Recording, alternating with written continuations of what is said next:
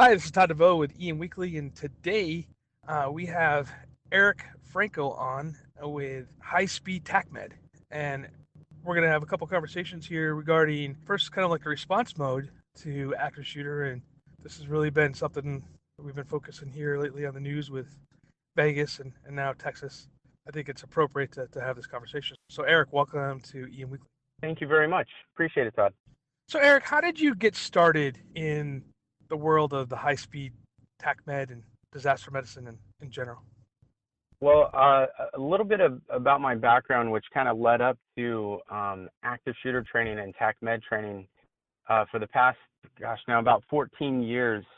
I've actually been involved as a reserve deputy and search and rescue for a large sheriff's department. And one of the things that we do as far as our search and rescue team is respond to anything, and active shooter situations, barricaded suspect situations, suspects that run up into the mountains, or that just go into an area and you need additional bodies on our team. We've got about 30 people that can respond 24 hours a day and 7 days a week, nonstop, every single day out of the year. And that's been kind of already built into exactly our response. But it wasn't until 2012, Sandy Hook Elementary School, that active shooter situation incident that took place over there, that there was a directive that came down through our county, basically saying that every single station out of our entire county needed to go ahead and have not just active shooter response awareness, but they had to go through physical training exercises at the local elementary schools, just blanket straight across. And anything like that happens with any incident that goes on. So the moment that kicked off, and we're in 2017, so for the past 5 years, and actually a little bit less than that because we hit this hard. Out of our team of 30, our sergeant came in and said, hey, who do I have as volunteers to be part of a tactical medical response team in order to respond 24/7 to any large active shooter, bomb blast situation, potential threat, anything that goes on in our entire response area.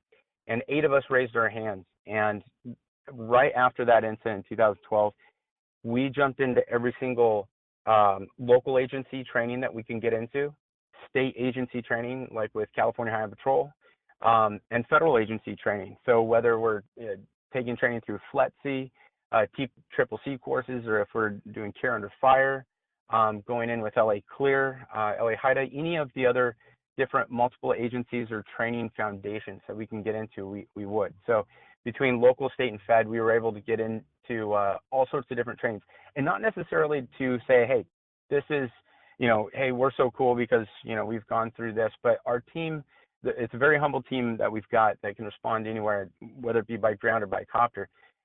But basically, we took the best practices from all of those different trainings that are out there, and we saw what worked. We even trained down with the military down in San Diego, with BoardStar down on the border for border patrol agents, special operations groups. And we were able to get the best practices and really bring them back as far as our team, and then actually train our entire station. And now several of us on our team are academy instructors and in-service instructors for our department, so we can go to any station, and we do, in order to train fellow deputies who are out there, full-time deputies. I'm a reserve deputy, so I have flexibility in my schedule to go ahead and do that. That's been pretty much the bread and butter on that context of it. Now, in the high-speed Tac Med world, I not only get to do the law enforcement type of training, but I also get to jump hands-on into EMT response, emergency medical services training, and fire department training as well, as far as like rescue task force. We have a fantastic relationship with LA City and LA County Fire, and we've been able to hop into their best practices, directives on rescue task force formation, movement, communication, setup when a warm zone is declared, and everything like that. And one thing that I've done in my business, and I've kind of done this based out of the huge demand that's out there for law enforcement and fire department and EMS in order to be trained tip of the sword on what works and what doesn't work, is to train in live environments. So one thing at High Speed Tac Med that we've been able to do is we've gone to probably over 50, no more than that, probably over 75 different live environments for the past several years. And when I say live environments, I mean elementary schools, junior highs, high schools, universities, movie theaters, corporate offices, churches. We've been able to go to malls, airports, everything. Everything instead of going to some shooting range that's out in the, out at a designated location, or maybe like a training center that's specifically at some, designed up training location. We actually go to the live environment and we practice there with the full-time patrol deputies or officers, whoever will respond. We also bring in other officers like from Highway Patrol who will potentially respond, National Park Service, state parks, MRCA, also special agents if they happen to be doing a surveillance in context in certain areas that we train at. We'll pull in DEA or Secret Service if they have protective detail local, or if it affects them, and we'll actually train with all of them in these live locations. The way we're able to do it, it's simply this excellent relationships that we have. So just building the network that way. But also at the live locations, we only go red gun, and we do it super low profile. So when we're in there, it's normally on the off business hours. So if it's at a normal 8 to 5 corporate office, we'll be there from 8 p.m. to 12 midnight. And then we do a 4-hour block of training. We're done by midnight, and then we cut out, put everything back to the way it was, and nobody knows that we were there, except for, of course, the manager, facilities manager, et cetera, point of contact that we've got there. Same thing with movie theaters. Instead of going there whenever things might be going with customers, we'll go at 6 in the morning. We'll be done by 10 a.m. before the first employee comes in, first additional employee comes in, and so on and so forth. Just recently, and this kind of relates to how we got into this, we conducted our, probably third large-scale active shooter response exercise at a local airport, at Burbank Airport.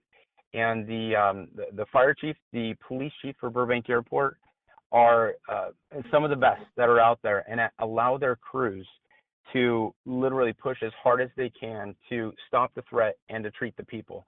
Not only are they well versed with their training staff that they have and their tactics on how to pursue a suspect or suspects in coordinated effort at their airport, but they also have actually purchased Tac Med kits, and we train with those hands-on, like full-on taking everything out of the wrapper and train full-on with anywhere from 20, 30, 45 victims, role player victims that we have in live locations, whether it's their gates, their terminals, ticketing areas, loading zones.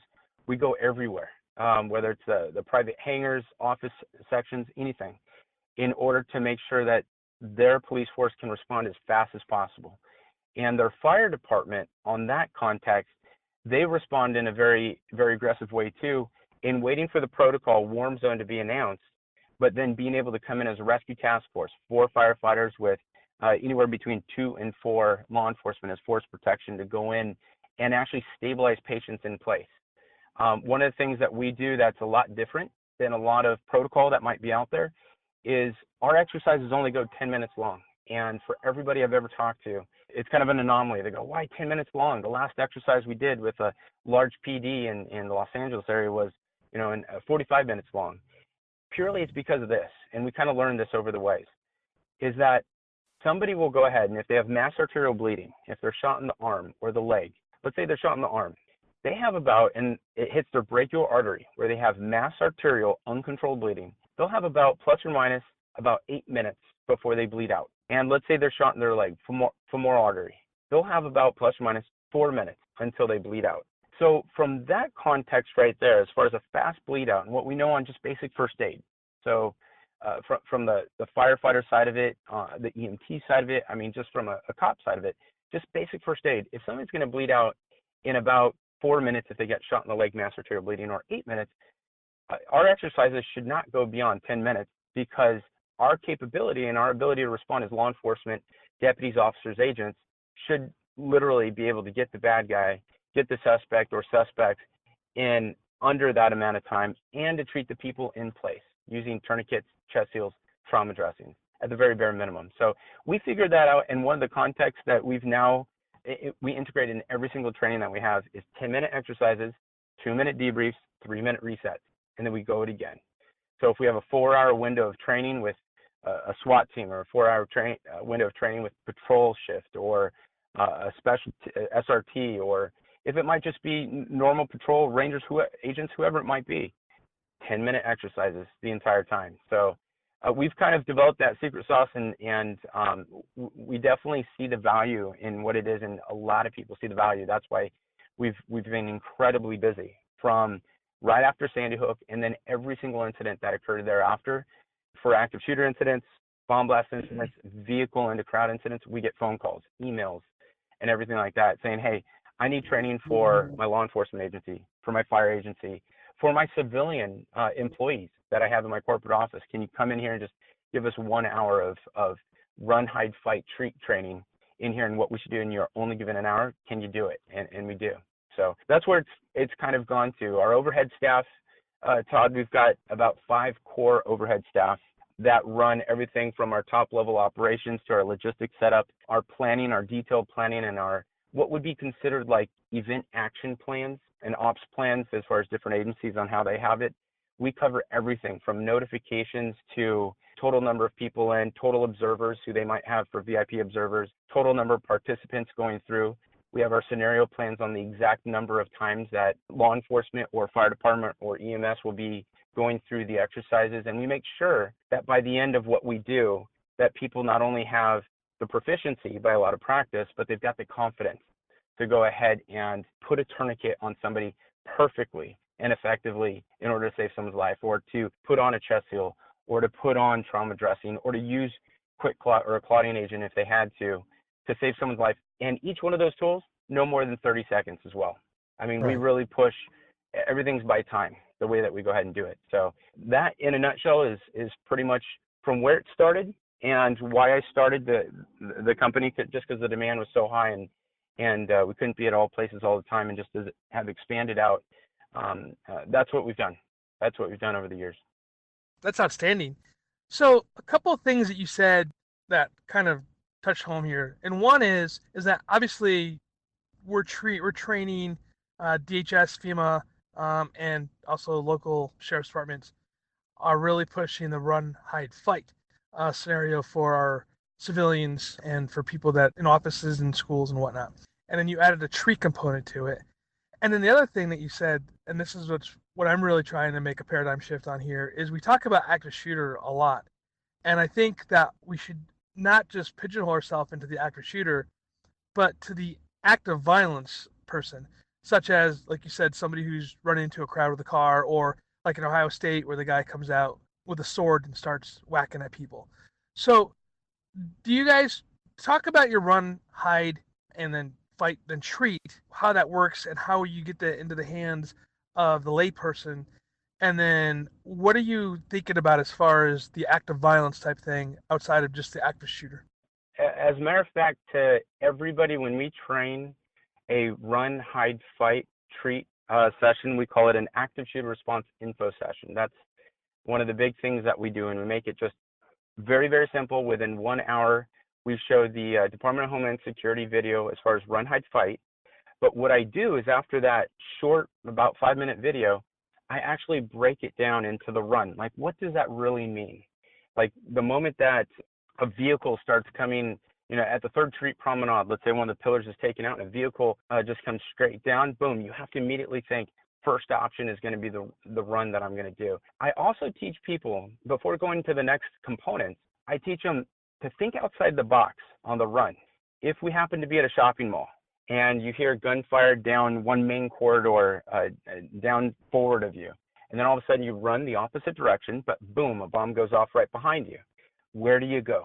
And I teach people, hey, if you go through any retail store in a shopping mall, like an indoor shopping mall, once you go through the retail store all the way to the back past the inventory, push those double doors open and it goes into a secret hallway. After you go into that secret hallway, push the next doors open and that'll put you out into the parking lot. That's just an example as far as being able to think outside the box wherever you're at. Just recently, being at several different airports, every Burbank as an example, or LAX as an example, every, 50 yards you walk through an airport, you are going to see, and not to the exact measurement, but you will see a gathering of different emergency exits that are right there that you could just go ahead and push through and be out. You have to think outside the box. of anywhere that you can go. The same thing has to do with public venues and hotels is the run. You have to run. A lot of people ask me too, hey, Eric, how far is far enough away? And I learned something in my experience of also being a reserve firefighter for about 4 years.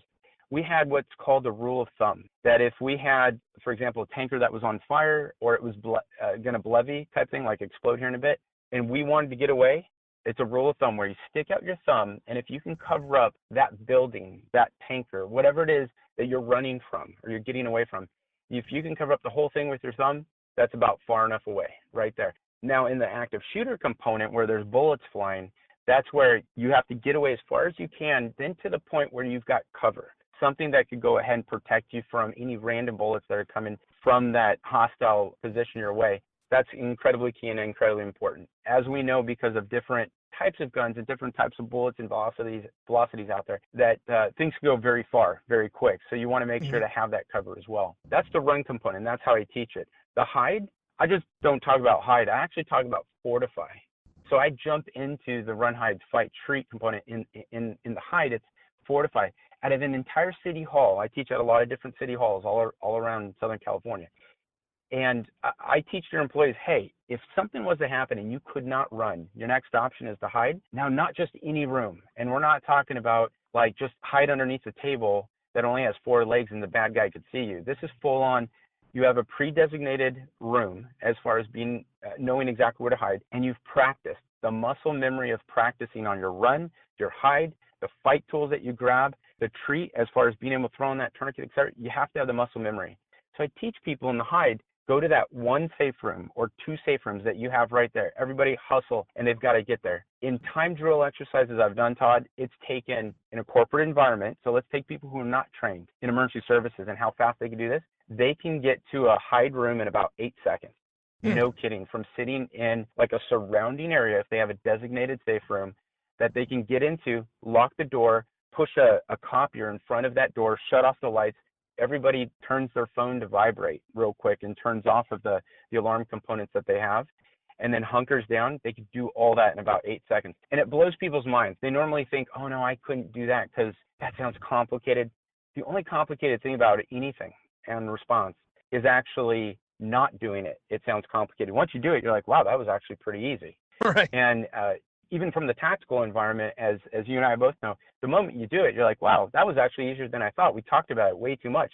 We should have just practiced it 50 times and we would have been great. So that's the hide component, to go ahead and fortify doors. I also teach, for example, in schools, classrooms, easiest way to go ahead and fortify a door, not only, with the lock, is that in some schools, they actually have a push bar or lock block that goes on the door to add that extra measure. But let's say you don't have any of that. When I teach in different schools, they don't even have a lock on the door. I mean, they're very, open environment type of thing. That every student picks up one desk that they sit at, that chair that has an attached desk, and they put it right in front of the door and just stack it, up about 12 high. And it is just so complicated to get through there. There's no way anybody can easily get through it.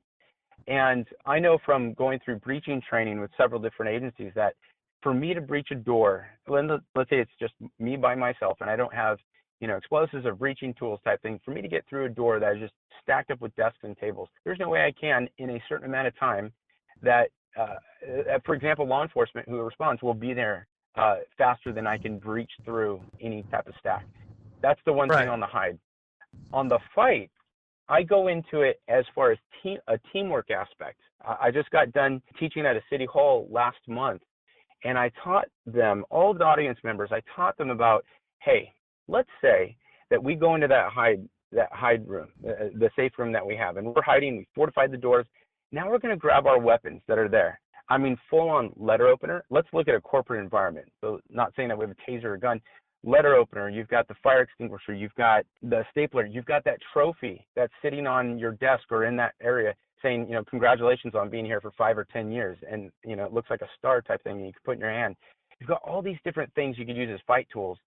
But as far as where to hit any bad guy, it's very simple, especially if a bad guy has, let's say, a vest on type thing and they've got some armor plates in there, whatever it might be.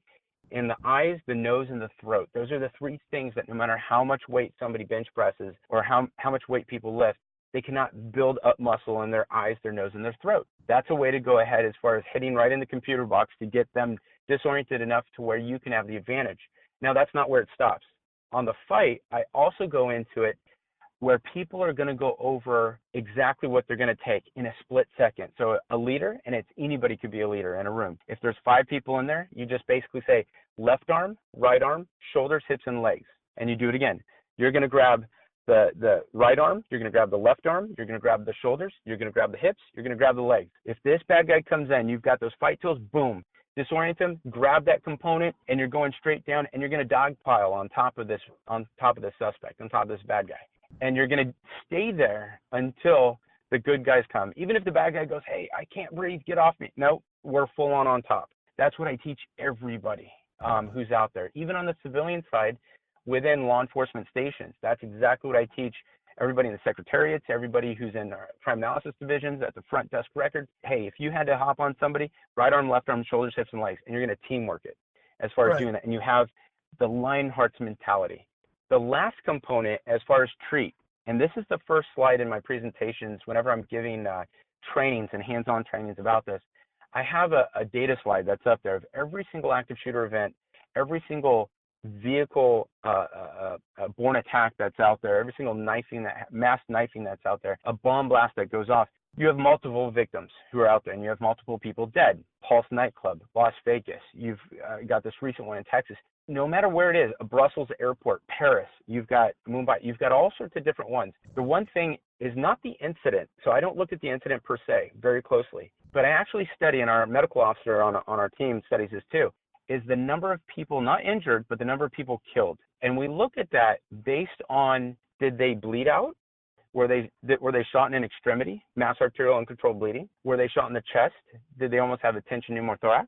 Did they die from an airway obstruction? Did they get shot in the mouth, the throat, whatever it might be? So we look at it from kind of like a biological point of view. Like if all of a sudden, what caused them to die? If it was a bleed out, what could we do? One of the things that's very interesting, and if you take a look on the internet, you'll see this as far as preventable combat deaths. If you just go ahead and type that in.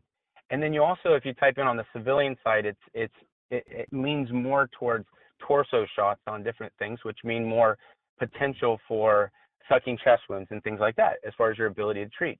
But if you take a look at preventable combat deaths, just as an example, 60% of the preventable deaths that are out there on the combat side are mass arterial bleeding.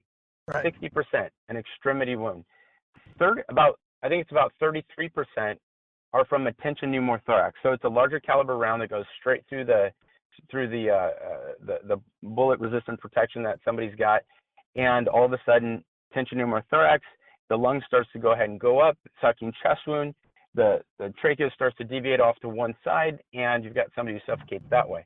If you could go ahead and have a chest seal, or you could have a tourniquet. In those two situations, you would save about 93% of those preventable deaths. If you look at it just like that, for that type of data. Now, in just taking a look at more the civilian side of it, knowing that more gunshot wounds go into as far as hitting lungs, you just need more chest seals. That's all it is. As far as being able to go ahead and cut somebody's shirt off, clamshell their shirt open, wipe away any blood that's there, peel and stick like a hyphen vent chest seal straight on the front, peel and stick another one on the back for the through and through gunshot wound. Whether it's a knife wound, whether it's a gunshot wound, whether it's just a construction site accident where somebody falls onto rebar, pulls themselves off. All of a sudden, they've got a sucking chest wound and a hole right there. You've got hyphen chest seal, boom, you can put one on the front, on the back, on their bare skin. I mean, it's easy stuff. So I start that way, and I teach backwards as far as the reason why people die in a short period of time. Then I go into the treat element of it, because one thing people don't understand is that what hits the news is not necessarily, 17 people, their lives were saved. It's more what hits the top level banner is 28 people died, 42 injured type thing. But right. 28 people died. And could we have saved their life? And the resounding answer is yes. We could have saved their life, which is not a problem at all, if we had a tourniquet, chest seal, and trauma dressing as our option to go ahead and help save their life. So on the treat side of it, then I really go into tourniquets, the different type of tourniquets that are out there, specifically soft T-wides. I also talk about cat tourniquets, because those are there's a lot of them out there too. Some of the cutting edge ones that by far are the fastest, that between law enforcement and civilian clients that I have are the fastest, which are the M2 ratchet tourniquet. The basic concept of like the snowboard bindings or buckles that you have on ski boots or ratchets that you have. It's a basic concept. On average, Todd, the amount of seconds to put on those 3 tourniquets, an M2 ratchet, soft T wide, and a cat tourniquet, it's literally 7 seconds for the M2 ratchet. It takes about 14 seconds on average for a soft T wide to put on. And then it takes more. It takes about 23 seconds to go ahead and put on a cat tourniquet. And those stats that I have is from doing, I think, about 42 large-scale exercises, large scale being anywhere from 100 to 250 different responding first responders from law enforcement to EMS, fire, but doing several repetitions within 2-hour periods, 4 exercises per hour, so 8 to 12 exercises through, but with multiple people. And I get all that data back, and that's about the average it takes. Again, with the fastest being the M2 ratchet, 7 seconds. And that's everything from knowing exactly where it is. I got to put it on the leg, high and tight, pull the strap down, ratchet it up, write the time, and I'm on to my next patient with that type of mentality. Has that ratchet device been, has that been approved by EMS? Here's the interesting part about it. On a lot of EMS guidelines that are out there, it talks about a windlass. It talks about you need to go ahead and have the mechanical advantage as far as having a windlass and turn it so many times so that you stop the mass arterial bleeding. Go ahead and hook it into a stop contraption, which could be the delta or it could be a hook like on a cat tourniquet. For some EMS agencies, they need to actually now expand their acceptance of having a ratchet tourniquet that's on there because of how effective and fast it is.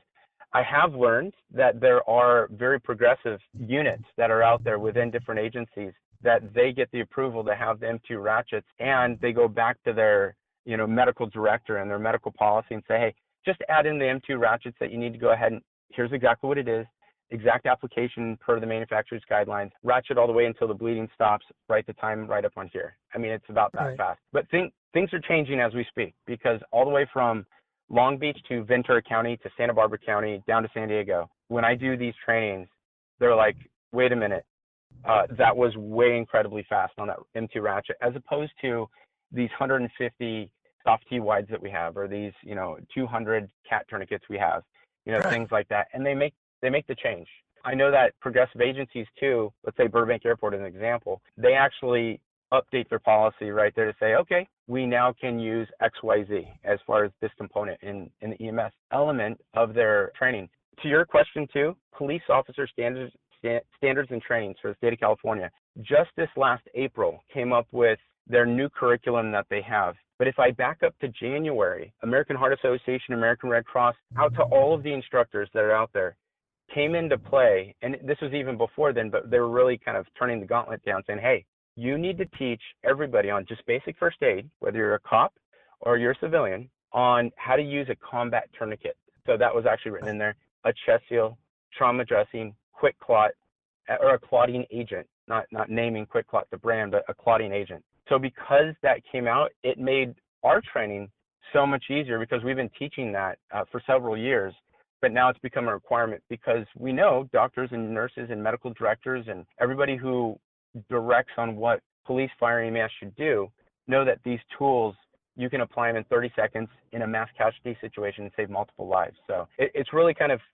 come a long way. The hands-on component, when I was talking about treat, for the run, hide, fight, treat component, the hands-on that I do, I actually force every single participant that comes to trainings that we do to put on tourniquets so many times that they can't get it wrong. I mean, there was one saying that I've heard in for example, small arms training that I've done and in rifle training that I've done, that you don't want to practice until you get it right and then you stop. You actually want to practice until you can't get it wrong. And I'm 100% behind that. And I'm a firm believer in that. When I first heard that, I'm like, oh, that's very interesting, kind of catchy, whatever it might be. But I've actually learned, instead of complicating our trainings, we make it see one, do one, teach one. We also do it to where we repetitionally go through where people can close their eyes and they could still do the same good thing as far as proper application of exactly their Tac Med skills. And that's one thing, which is the walk away on the treat. On average, out of our 10-minute exercises, it takes on average about a minute,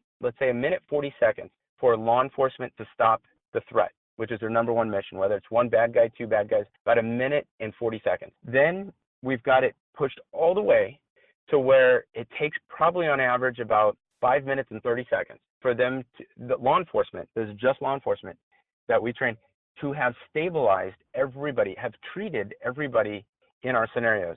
And I'll give you an example, Todd. The way that I do this, I actually push people to almost their edge on being able to treat victims. If there's 8 responding law enforcement officers coming in, or agents or deputies, whoever it might be, they're broken into 2 different teams. 2 teams, 4-person contact team is team 1, a 4-person contact team is team 2. Team 1 will go in, and about 60 seconds later, team 2 will go in to the scenario to stop the threat, then to treat the people.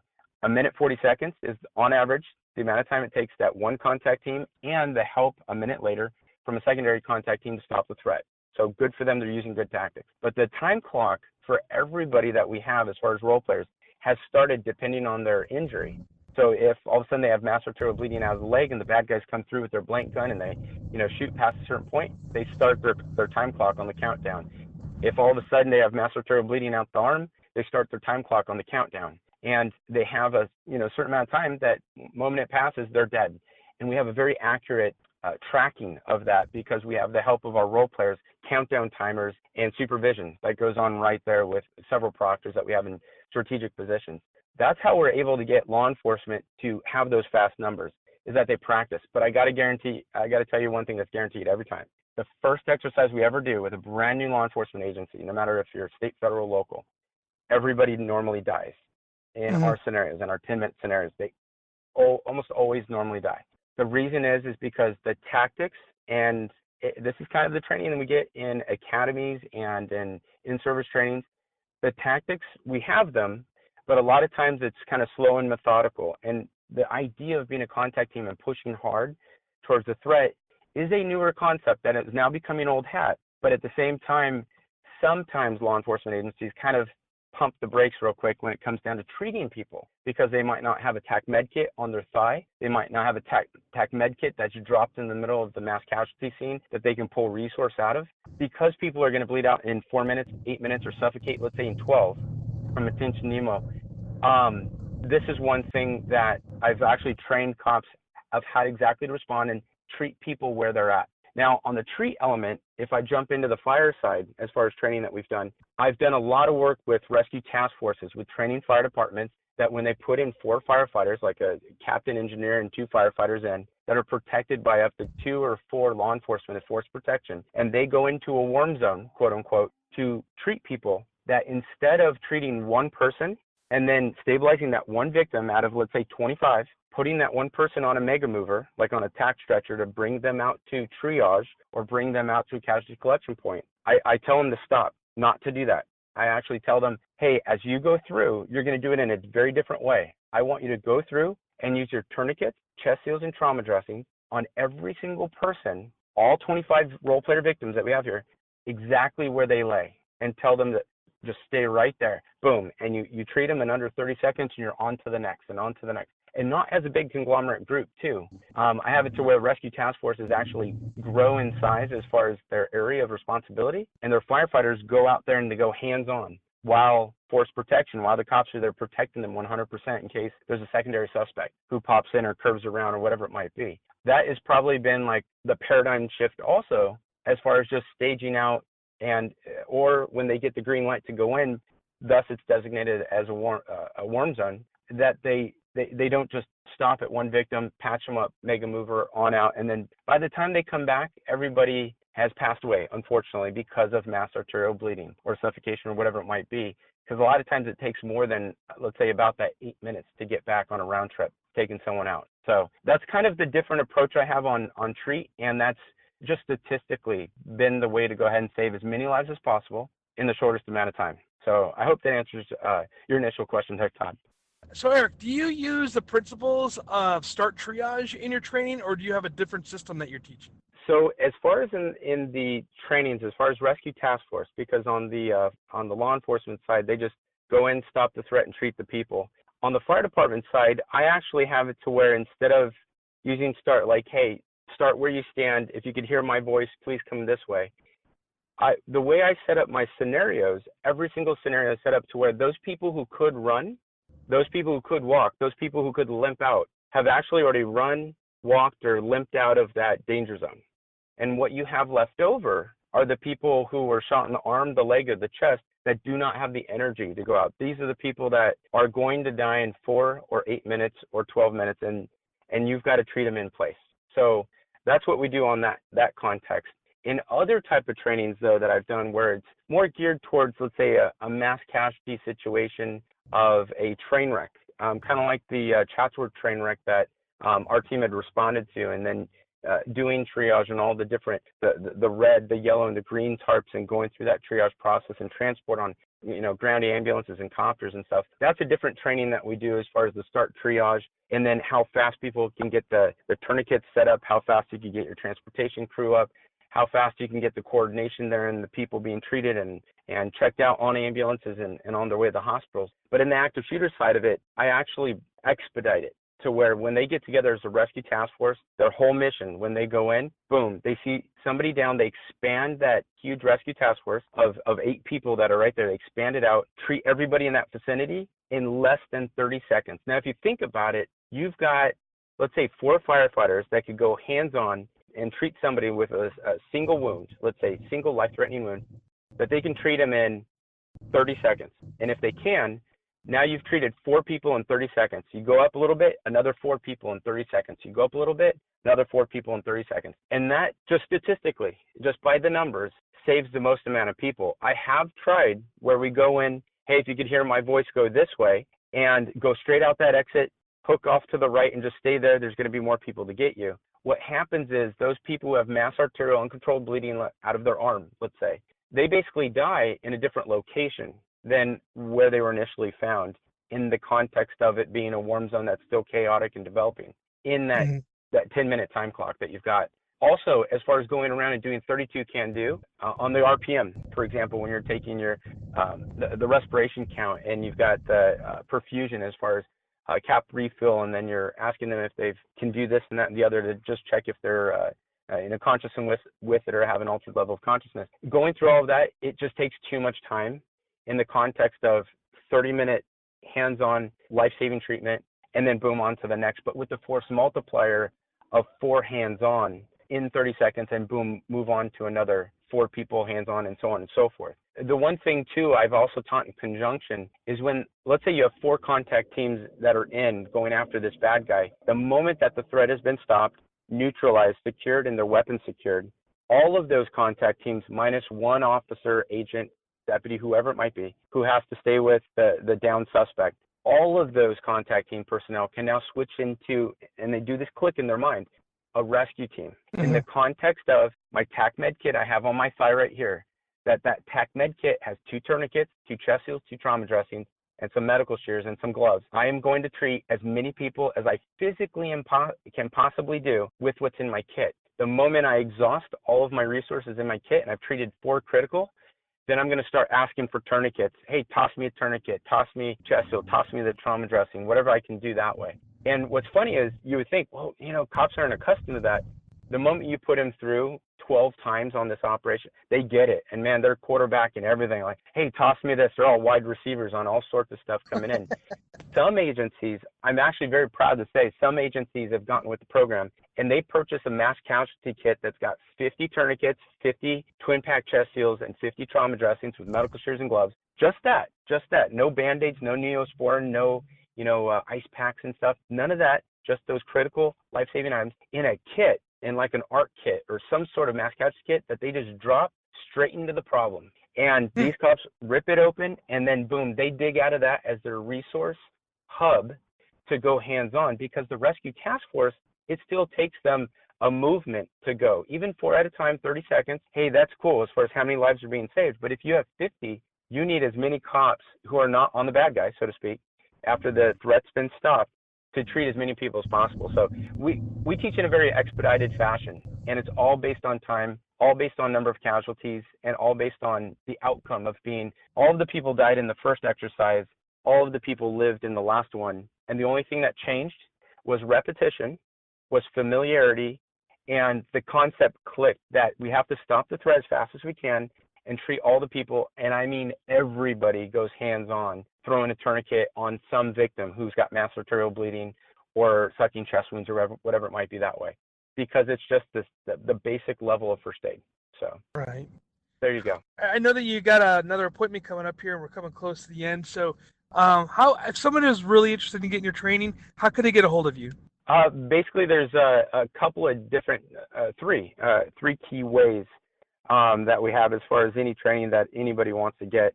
First and foremost, the simplest way is if they just go ahead and drop us an email at training@highspeedtacmed.com. So it's training at and then HIGHSPEEDTACMED.com. That's one way. Another way is if they just give us a call at our office.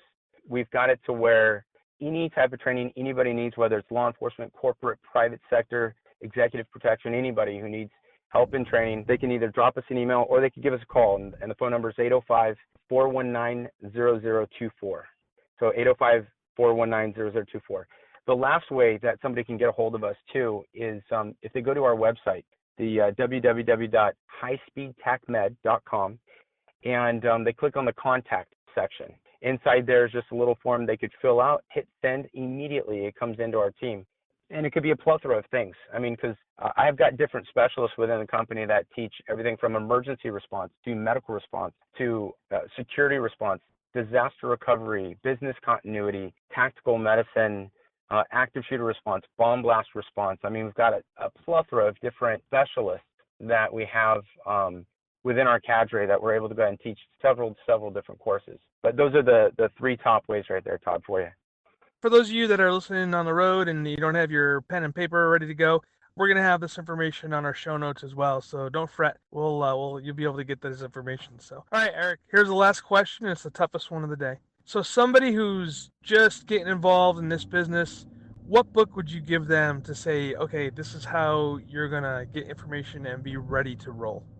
So one of the things that I've really grown to respect, I'm extremely humble when it comes to learning from other people, you included, and several people that we know mutually, I mean, out there in this small world, is I really respect mindset, the mindset and the mind practice that a lot of people have, and what I call the lion heart as far as their ability to go ahead and respond. A really good book in order to just know that mindset and what you have to practice and rehearse mentally and in your subconscious and just jump the hurdle is The Bulletproof Mind by Lieutenant Colonel Grossman. That is something where it just teaches you that perspective of your mindset of whether you are the people who's going to lead, follow, or kind of get out of the way. You'll get it right there. And also that things are not as complicated as you think. If you have just that awareness, you have that capability in your mind that you can do absolutely anything. Anybody can. That's just one reiteration right there on that build of confidence, but build on reality that anybody can do whatever they literally have practiced their mind to. Not just put their mind to, but practiced it through. So yeah, the Bulletproof Mind by Lieutenant Colonel Grossman is one of just several people that whenever he speaks, whatever material he has, anything else that goes out, fantastic, along with several others. But I would say that would be one really good buy. I just want to say thank you so much for being here on the show. And is there anything else that you'd like to say before you got to go? You know what? No, I appreciate literally the time that you've given me to go ahead and share with you and listeners as far as what the reality on Tac Med response is that's out there. Here's the biggest thing as far as the key takeaway that I have for people is that the run, hide, fight, treat, those four things there, and anybody from civilian all the way to law enforcement to fire to EMS, just anybody who's a citizen, a human that's here, knowing how to master those four key components right there will not only save their life, but their loved one's life, their coworker's life, their family member's life, their a stranger's life, whoever it might be.